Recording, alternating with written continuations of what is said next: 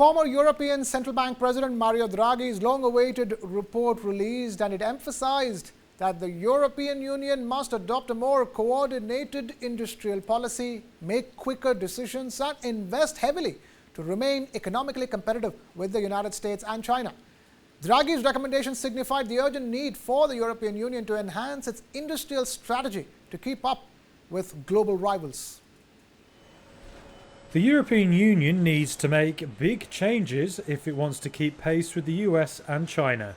That's according to former European Central Bank head Mario Draghi on Monday. He argued the EU needs a far more coordinated industrial policy, quicker decisions and massive investment.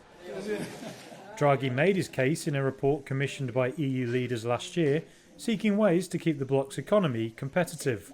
We have said many times that growth has been slowing down for a long time in Europe.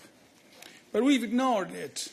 Until 2 years ago, we would never have such a conversation as the one we're having today.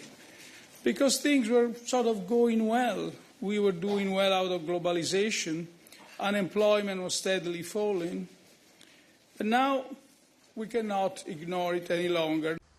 Draghi said the bloc needed additional investment of up to $884 billion per year, or up to 5% of GDP. That's far higher than the 1 to 2% in the Marshall Plan for rebuilding Europe after World War II. Draghi's report said EU countries had responded to the new realities, but those efforts were hurt by a lack of coordination. He also said differences between EU members limited the bloc's ability to compete on a global level and criticised the EU's decision-making process as complex and sluggish.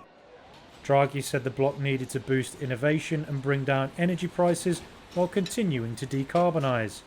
Current President of the European Commission, Ursula von der Leyen. The only way to ensure our long-term competitiveness is to shift away from fossil fuels and towards a clean, competitive and circular economy. The second principle, our